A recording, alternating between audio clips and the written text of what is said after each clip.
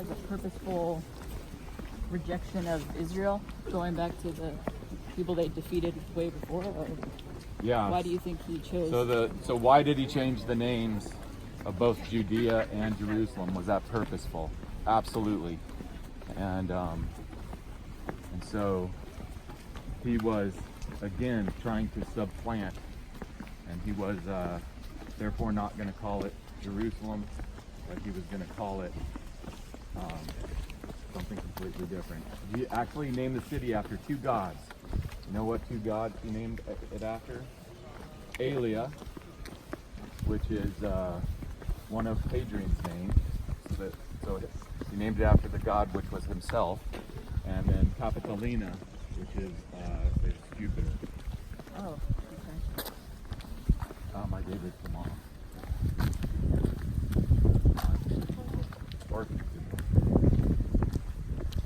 We have the theater here to our right, which those of you who stay down can take a look at that. Those of us who go up to the top, we can stop in there on the way back out.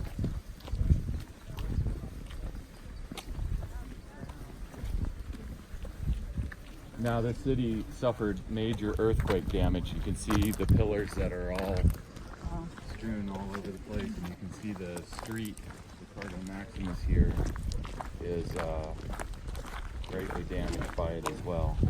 Do they still have earthquakes here? Yes, they still have earthquakes here. They haven't had a big one in a while, which hopefully it'll be a while longer.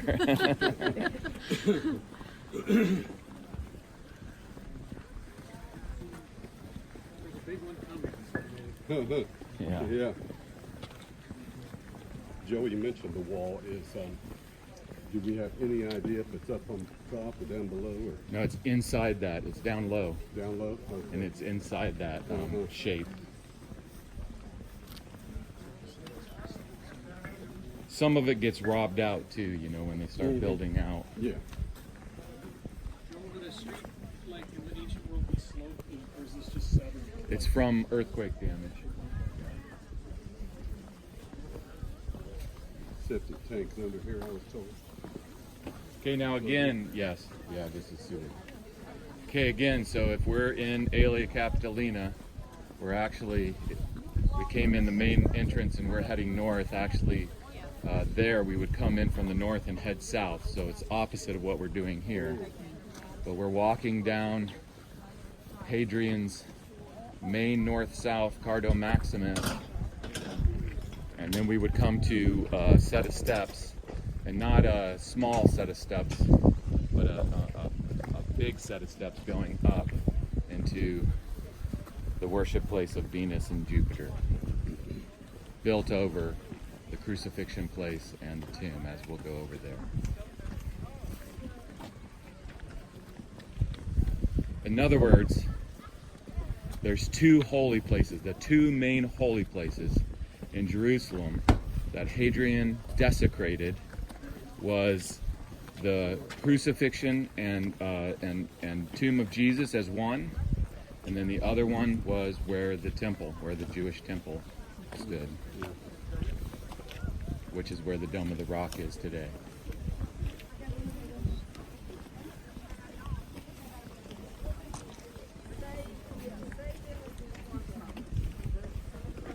What did he put on the temple mount? He put a shrine. That's what it seems like from the description. But there was two statues, one of himself and one of Jupiter. Okay. And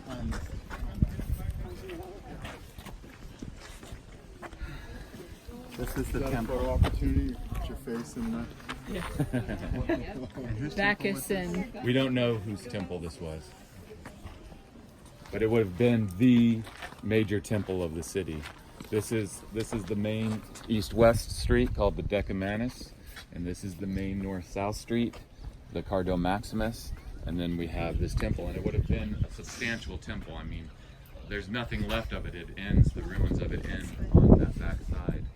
But okay, so everybody understand? If we're in Aelia Capitolina, The ruins of Jesus' city, which was a Jewish city, controlled by the Romans, but a Jewish city nonetheless, would be underneath our feet in the rubble of 70 AD.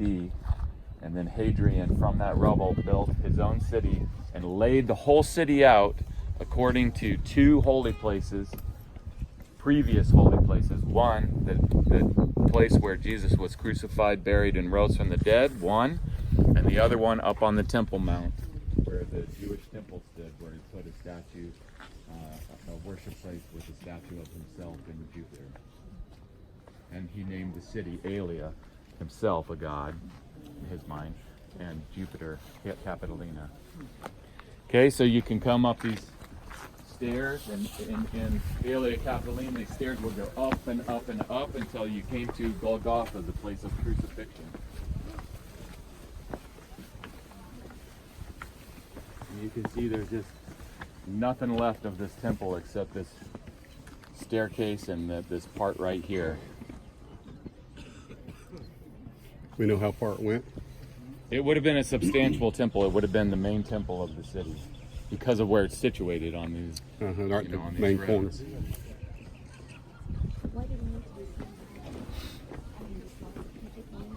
Yeah, because each city picks its main god and goddess, and then they honor them in temples. So for here, we're not sure who this temple was to, but for Aelia Capitolina, it was Jupiter and Venus.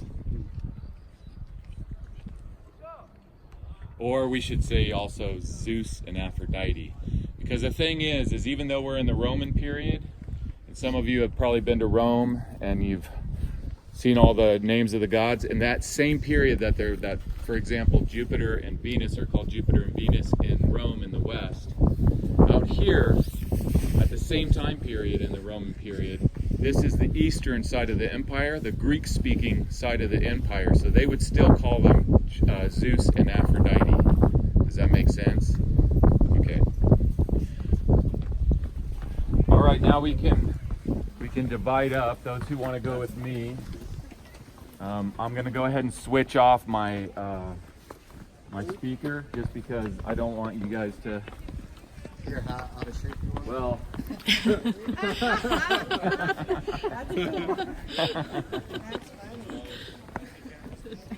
No, I want you to be able to hear Michelle and not me buzzing in your ear.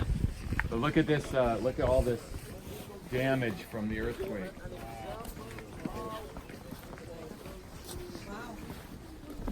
Gosh. And that's because the whole Jordan Rift Valley was formed by earthquakes, wasn't it? I think there's a fault there.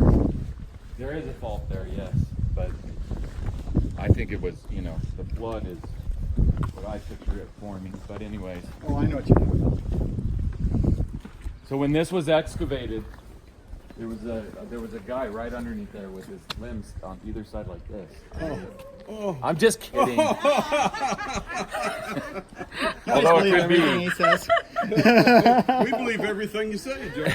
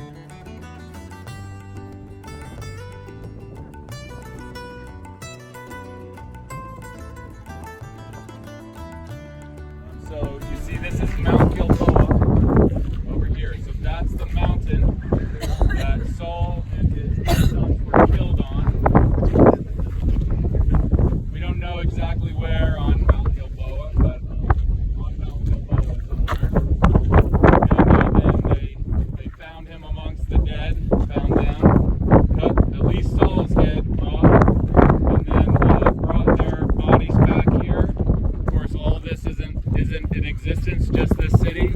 They fastened them on the wall, probably right at the city gate. These are the Philistines.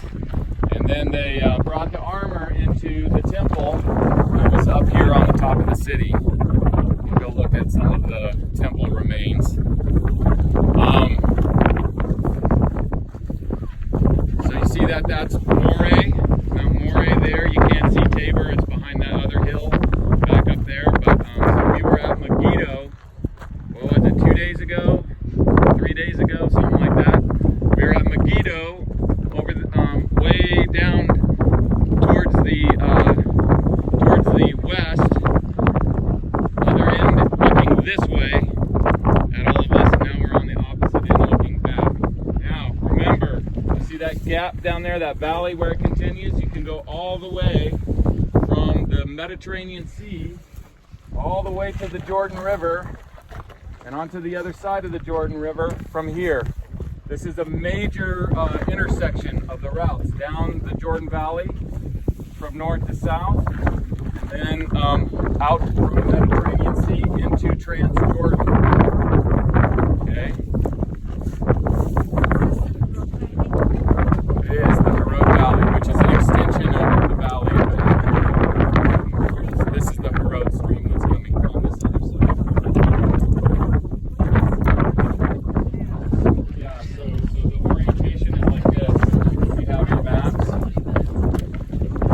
Sea of Galilee, this is north. Sea of Galilee there. Dead Sea is down there. And then you see the Jezreel Valley building out that way. And then if you want to go from the Mediterranean up into the east side of the Jordan River, which again is part of Israel during the ancient Israel, then this is the major route that you take from the sea into the east side of the Jordan. And you can see that the Philistines are going to push, the Philistines live mainly along the sea, and even their inland cities aren't very far back on the coastal plain. If they're going to be pushing in to try to take land in, where is the logical geographical place that they're going to do that, pushing in from the sea? Right through that gap right there. And that's what they're doing here. And that's why Philistines are fighting Israelites on that mountain. And then Jabesh Gilead is right over here. And then right across from us here, you can't see it quite, but in the mountains right over here, right across from us, let's see if it's on here. Yeah, is Pella. I guess it's not on here. But Pella is right across here, and we know that when the Romans were coming to destroy Jerusalem in 70 AD, that the Christians, like Eusebius, for example, tells us that the Christians fled to Pella. At that time they were Jewish, still all the believers were Jewish. They fled to Pella. Jerusalem was destroyed 70 AD. Right after that destruction, they came back from Pella to the ruins of Jerusalem and started living there again. They were some of the first ones back that we know of. Okay, and then if you're a Roman city, or a Greek city for that matter, is it going to work to have your city up on top of this? Your whole city? In the context of, why did they have cities like this, so small like this in this period, in this Old Testament period? Because they had to fortify with massive walls. They had to protect their cities. So their cities were smaller and higher for protection. You know, in the who's going to mess with the Romans? You know, you have these empires, you don't need walls like this around your cities. A lot of cities don't even have walls around them. They tended to do it in the Greek period, but then in the Roman period, they didn't put walls around a lot of cities because you mess with us, we're going to crush you, you know. And so as it spread out, and it could because it could use aqueducts, then you can have your hippodromes and your amphitheater. The amphitheater is way over there. You see some bridge way up on the hill back there. That's the amphitheater back there, and the hippodrome is out this way. You can have these. This that we're standing on, the ancient city, the Old Testament period city, is 10 acres. Hatzor, 200 acres. This one's 10 acres. The Greek Roman city, 350 acres. So it's not just population numbers, but it's just they've got space. And that's the bathhouse where people are over here on the right. You can see the theater. The toilets are down to the left down there. You can see them. It's squared off, and you see a row. There's 2 pillars sticking up in it, and then you see a row of toilets. See what I'm talking about? Yeah, all the way around. Yeah. And we have a very strong Egyptian instrument. So we found all kinds of stela and inscription stuff and evidence from everyone from Seti the First to Ramses the Second, Ramses the Third. So what it demonstrates is that this site, which controls these 2 major crossroads, was very, very, very important to Egypt to control. Because, of course, when you have crossroads of trade routes, you got money. So here's a depiction of what they found here.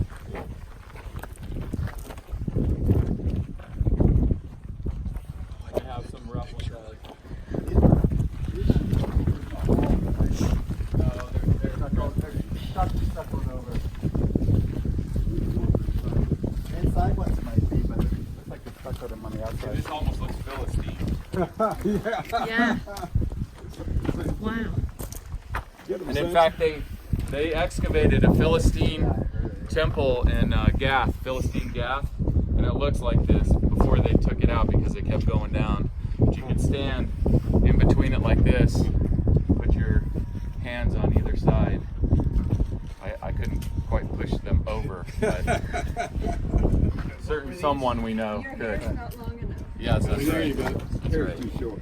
Why would they have these 2 big pillars?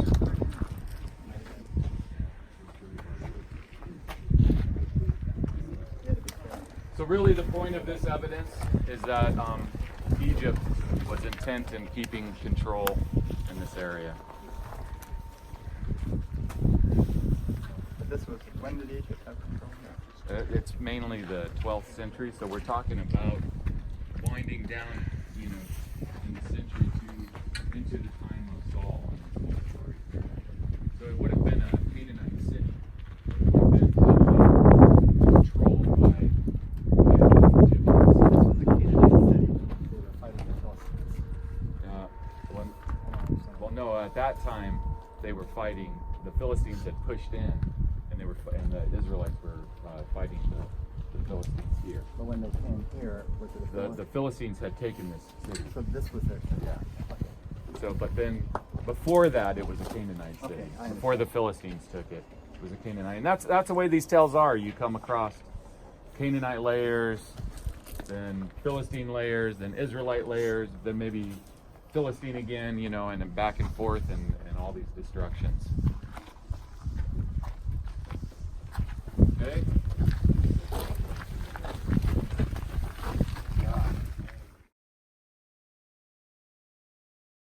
City, but in 2 different tells, and that's the case with Beit She'an.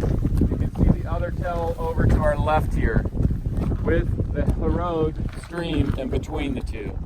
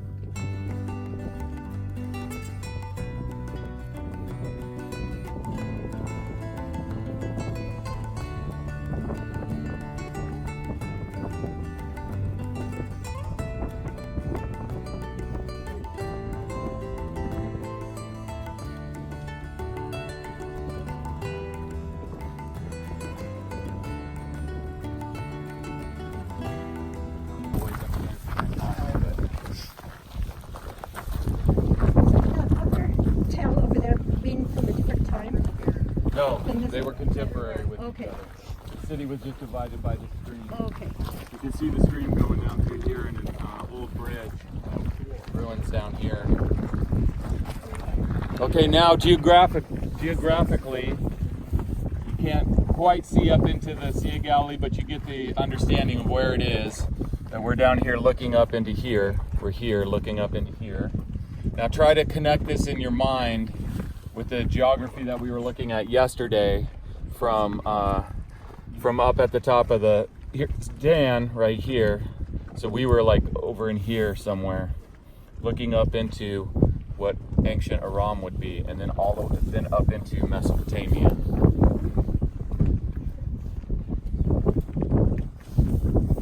Things are, I think that you're having this experience, things are closer together than you probably had them pictured in your minds. Absolutely. Especially from America, you're used to long distances in between things. In this part of the world, it's not nearly like that. I mean, if there were no borders, then you could just drive across highways and stuff. Oh my goodness, I mean, we could possibly move up to Damascus, we could go over and check out Baghdad.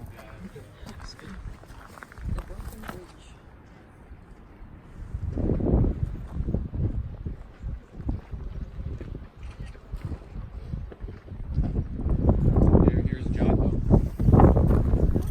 where we started. Caesarea is not on here because it didn't exist yet. Here's Megiddo. Where are we So now? we're here at Beit She'an. So we were this way looking down the valley, and now we're over here looking this way down the valley. And where is Samaria? Here's Pella right here. So Where would here's, Samaria be? they probably don't have, here's Samaria. Oh, it's not even in the valley. Where's Jezreel? Jezreel would be,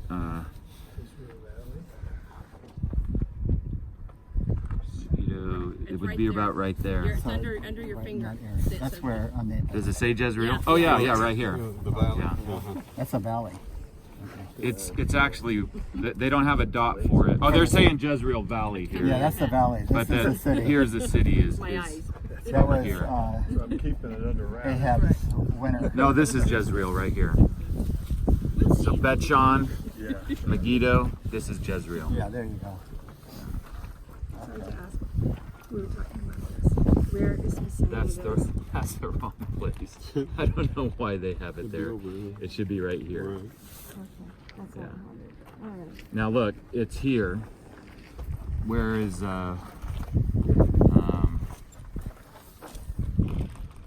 okay, so I don't think they have it, but here's Jericho. So about right here is Bethel. And about right here is Hebron, okay? Sodom, Gomorrah, and Lot's cave is over here. So when Lot and Abraham separate, then Lot goes down into the valley here. But then it says that he moves his tents as far as Sodom. And just as Abraham, when they separate here, he moves his tents as far as Beersheba. Yeah, Beersheba. Yeah, Okay, so just because they separate here doesn't mean that's where these cities are located. It says specifically that he moved his house as far. Then Ezekiel 16:46 says Samaria is north of Jerusalem, and it says that Sodom is south of Jerusalem. Here's where Tal Hammam is. Here. It cannot on that verse alone it cannot be Sodom. That doesn't mean that this is Sodom, but at least that's south.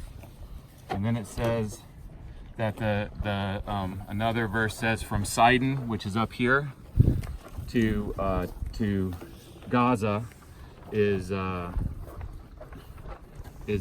border of Canaan, and then the southern border it goes across to Gerar, and then across to Sodom. So this lines up with Gaza. You see that? And then even in the Roman period and before in the Greek period, we have them writing about this site as Sodom, and then they put it on the Madaba map, which is the oldest map that we have of the Holy Land, which is in a church floor, mosaic floor over in Jordan in Nadabah, and it's here. Well, they have it Sodom, Gomorrah, and then Lot's Cave, where Zor is, where he ran to, which was real close. And that's what's on the map is Zor and Lot's Cave, which we have the church that they're talking about there too that we visit. And so Sodom has to be close. This area right here is not preserved on the map, but Sodom and Gomorrah have to be close to that because Lot asked to run. He's not going to run all the way from here to here.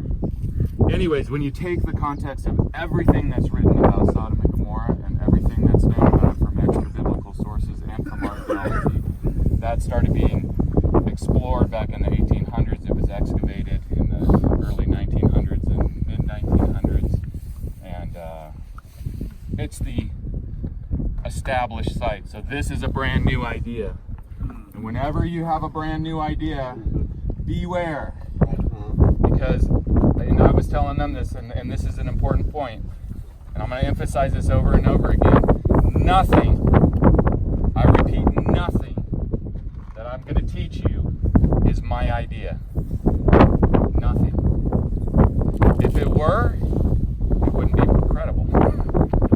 Why? Because if nobody thought about it until the 20,000 whatevers, then it's probably not true. And the places that were established long ago, as this is the place, are the credible, solid ones, not somebody's brand new idea that's trying to, you know, make a name for themselves or this kind of thing. That's really true.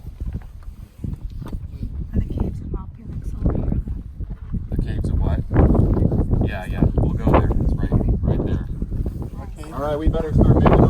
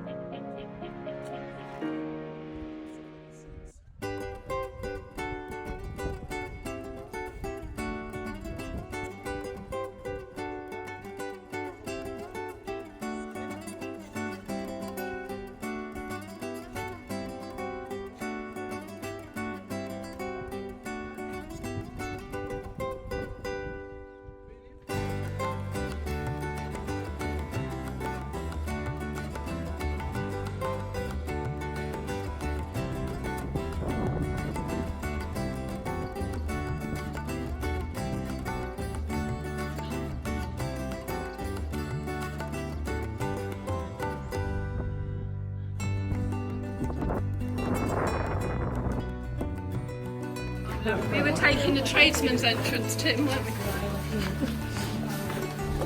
I want you to know anybody else who wants to lead, I'm welcome to let them. Oh dear.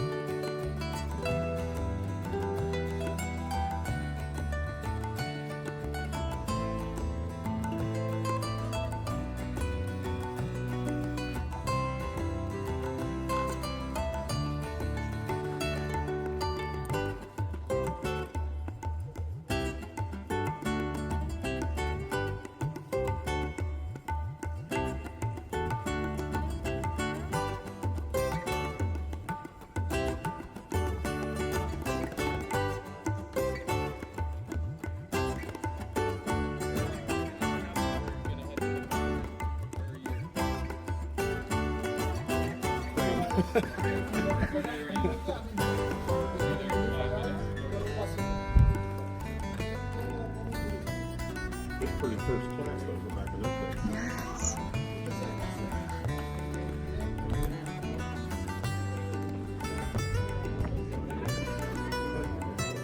Good luck, huh?